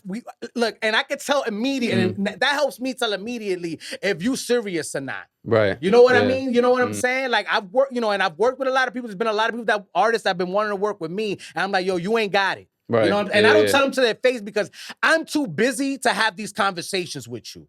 You know, and Jimmy, without going into, a violin here, like I said what I had to say because I don't want to speak on that person anymore, but I understand, shit is whack, man. Yeah. Listen, mixing business and friendship is always, it's always tricky. That's why, like, you should always have entertainment lawyers. Get the paperwork settled without you guys like having to be really involved because shit could get awkward. And yeah, man, I just as opposed to that, the title before it all went away. Like I do hope things could be amended and get back and just continue with the mission, man. Like I just think that all of us just love making good music and putting it out there. So I think we're doing a disservice to each other not collaborating anymore, for sure. Well, I don't know who he's talking about, right? But he threw you another olive branch. So stop being a douchebag. Reach out to my mans and get out there and make history together. Yeah. Now, Jimmy, thank you first of all, foremost, for sharing that with us. I know it's hard to, tell niggas again and again and again, or tell people again and again and again, like, yo, holla at me. You know what I'm saying? Like, yo, like, let's get to work, yo, my bad. So I'll commend you for that. It's hard to do. Yeah. I don't even need to go into full detail. Yeah, it is what it is, man. We've reached the point of the podcast, everyone, where it's time to play Jimmy's favorite game, 5 words with Angel. I forgot. Okay. I forgot what the last ones were. That's it. Now, Jimmy, on 5 words with Angel, I'm going to give you a word, phrase, or a question. You're going to give me the first word that comes to your head. If you get triggered, that's on you. Are you ready? Yeah, let's do it. All right. The first word on 5 words with Angel is a phrase, and it's one train cipher. One train cipher.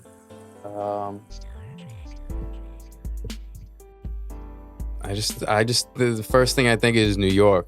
I think it's do I go into detail? No. So it's the first word that comes to your head. If you want to go into the detail, you can. Just New York. Yeah, it's so gritty. It's so New York. It's so hip hop. Shouts to them again, man. Yeah, New York. That's how I. That's it. All right. The next word on 5 words with Angel is gentique. Gentique. Janique. What's that artist? Janique. Janique. My bad to butcher her name, but Janique. Janique for the One Train? Yeah, from the One Train. Hey, come on, man. What are we doing? You see what he's doing? Man. There is no, listen. Hey, lovely girl. She's sexy. Yeah, talented. Oh my. I did. Yeah, talented. Yeah. Shouts to her. She's going to be putting on for Queens. And yeah, best of luck. Hey, she's from the borough. You already know. We'll leave it at that. The next word is veganism. Oh, my goodness. Diving deep. Love, man. Yeah, I've been vegan for a little while, like a while now, over probably like 6 years now.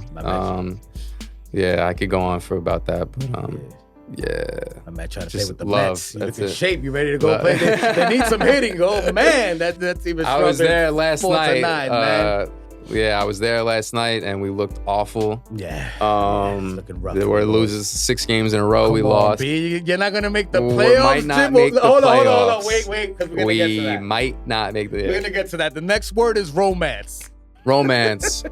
Alexis. Oh, hey, Shouts there to you my go, girl, man. You know, Alexis. that was, you know, he didn't know about that. Yeah, Alexis, I didn't know about that. I was gonna throw it up there just to good. see what he said. That man. was My good. man said the right thing. Yeah, man. it's very important, man, That's to it. have a partner that supports what you do. Like I said, when you Facts. had friends that Yeah. have all the same vision, but you know that shit goes away. But you know, she'll be holding the camera sometimes. Nah, hey, she'll I've be been look there. at this. This She is my sent me logo she sent right me the here. content, yeah. She linked with a jeweler, had this handcrafted, like custom made diamond cut. Please give me that content. With Send me my that contact, I don't even know if you could see it, man, but you got the yeah. Jimmy's S chain. Yeah, you yeah, gotta this get. is Oh, it. you gotta With the give me that chain. content, G. Man, Alexis, that was please just let me the know best where to gift go. I've ever got, man. And Yeah, it just that's shows fire. that, you know, that I have someone that really believes. And like I said, she sees behind the scenes. She sees the ups and the downs, and she helps me so much, man. Probably more than she knows. So thank you. And yeah, I guess romance. Yeah, that's it, what I man. think. So, That's it, some man. shorty, Yeah. Alexis, please Well, put me onto that yeah. jeweler. I want Hey. the AOW chain. You know I want that. You know I need that. Listen, it was a pretty penny. I know that. Hey, and that's baby, what I'm makes willing it more to pay. special. I just want that Let's sparkly get it. AOW Yeah. right here. You already know. Yeah. I wear it everywhere I go, man. Facts. Yeah, that shit is valid, man. yeah. That's what's up, man. Shout out to her, B. Mhm. And all right, now we can talk about the Mets because that's the fifth and final word on 5 Words with Angel. Your boys. All right. Soto. The Mets. Oh, so yeah. No playoffs this Um, year, huh? Damn. I hope so. What are you, I hope we game up do. in the Jesus. In the wild card. Oh my God, the final Yeah. wild card. Yeah, Not the even like wild the card. first I don't know one. how we got. This is the most epic collapse I've ever seen. No, I think the one when they it's all awful. choked it out to the Braves Well- when Glavine was on the mound and where Reyes and them boys back in the day. I think Yeah. that was like 04, 03. I don't know back yeah. then. Oh, when we were in first. Yeah, the when you were in Phillies. The first, Phillies came yeah. back.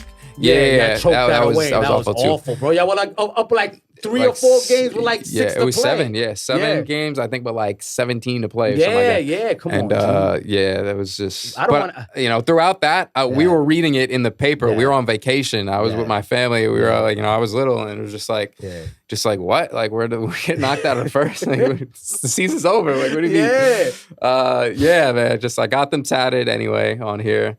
See the tattoo with the logo. I'm a diehard. My father and my uncle,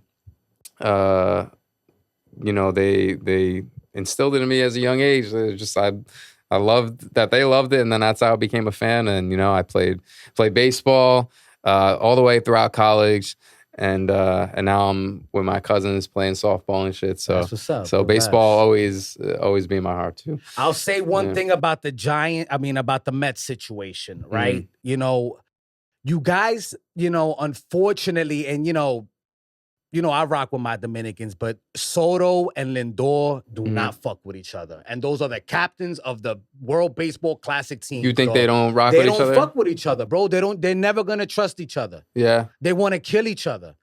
You know what I'm saying? Where did you see that? Also- Where do you see also- that? You see I mean- you see it like when you're watching Look, it, like this you see. is not I'm not a, you know, I love baseball. I watch it all the time. I'm up Yeah. on it. You know, this is not like a professional take by any means. Yeah. I just know Latin dudes. Okay. Right? And you Yeah. got Alpha of Puerto Rico, of the Puerto Rican national team, and the Alpha of the Dominican national team. You know what I Okay. mean?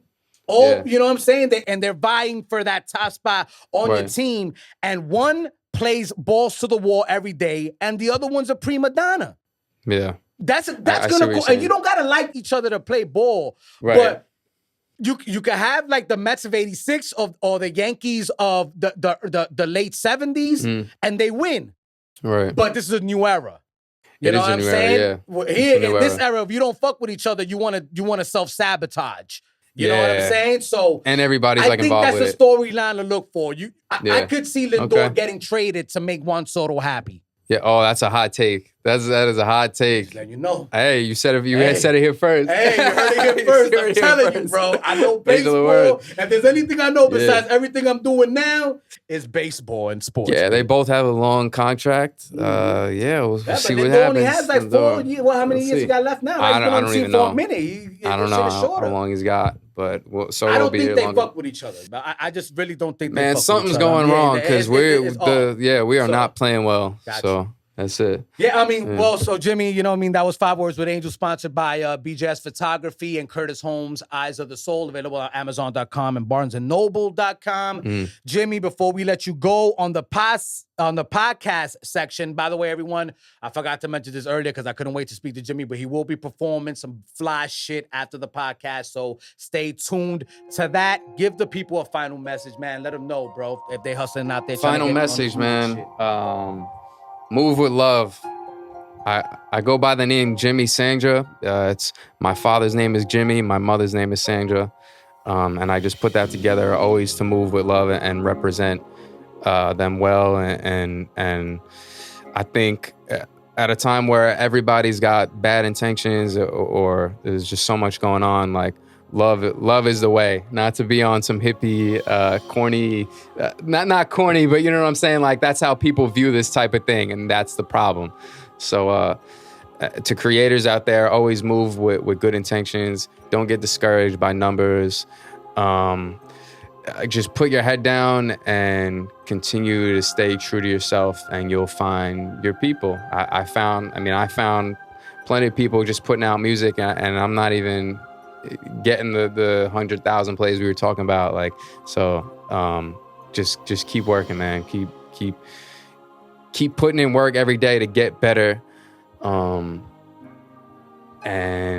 yeah, man, just keep at it. The world needs art, no matter how many AI posts you see, no matter how many people say that music is dying out. Like, people need art. People need you, so just keep working.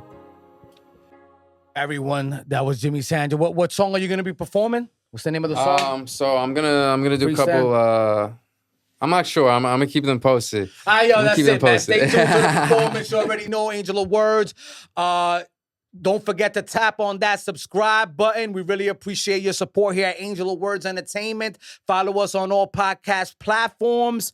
Our sponsors today, BJS Photography. Go get them photos. Curtis Holmes, Eyes of the Soul, available on Amazon.com, BarnesandNoble.com. If you want to know what's happening in the Angel of Words universe, you can go to AOWENT.com. Book us now. Yeah. If you want to be part of the movement, or if you want us to come out and shoot content for you, do a documentary about your life, whatever it is, feel free to reach out to Angel of Words Entertainment, Angel of Words, ANGELOFWORDSENT. That's what it is. Te quiero, Puerto Rico. Santa Isabel. Boom. Once again, on a solo mission, live from the Angel of Words Studios, performing Brief Message and Italy from Queens, New York, Jimmy Sandra. Start now. I got the city as my cosign, so in my eyes I'm a gold mine. Why they ride a little wave like it's low tide? Oh my, they box me in like a frame, but they ain't seeing the picture. I'm Bosky out with the pain. Leave it alone, I'm everything that you ain't. The game has been heavy on me, how long do I have to wait? Racing through Matrix, static in all your streams. Gatekeepers asleep, they won't awaken your dreams. Clap for clones, mistaken them for the G's that keeping the shit alive. This game, it ain't what it seems. They asleep, this generation disease. I'm battling all the gimmicks and ways to make it to feeds. Every day I'm battling algorithms, adapting on how to fit them. Aim action without a mission, and now I'm lacking a vision, cause I ain't cracking a million on TikTok. Motherfuck you, this is hip-hop. What do I gotta do to get on your radar? Put a fucking carpet on? Already the one y'all been walking on. I love the game, but now it's off and on, cause too often I'm disgusted watching who y'all all put on. This is a mockery to hip-hop MCs. Popularity contest, stop it please. Y'all hip-hop's disease, the hypocrisy ain't really rock MCs, you are not Jimmy. Yeah. My blood is from Italy. Oh, you kidding me? Ever belittle me? Better get rid of me. Two women from Italy splitting me. Look at the symmetry, damn. I got the grip like it sit in my hand. The work on the truck like I sit in the van. Going berserk like you spit on my. You think I won't when I did it again? I'm coming this summer, I'm tweaking. Living life every day, what is a weekend? No, I've been flexing like what is a weakness? Seem like I'm getting better with the season. Better wetter with the breezes. Bet that I get it wetter than the beaches. Never better look is easy. Never been better, I make it look easy.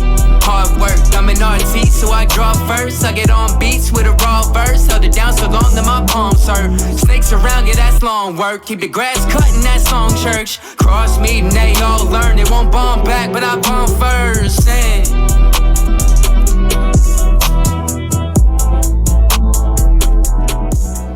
Everyone, that was Jimmy Sandra here on the Angel of Words podcast, killing it. Italy, brief message. You know what it is, you know where to find them, but in case you don't, Jimmy, where you at? Wherever. Jimmy_Sandra everywhere. I'm dropping songs every week, man. Tap in.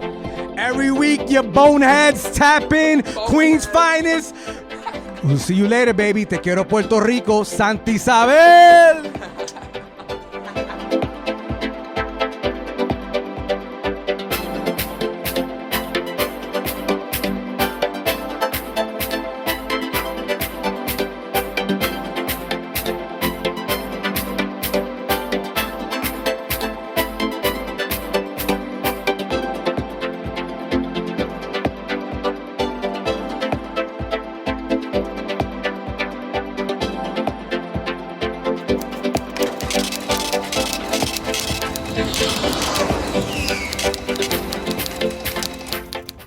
Hello, it's yours truly, Angel of Words here. Thank you for tuning in. And if you enjoyed this content, we have much, much more. So subscribe to the channel, click on these icons to the right and the left of me, and partake in the Angel of Words universe. Hope to see you soon.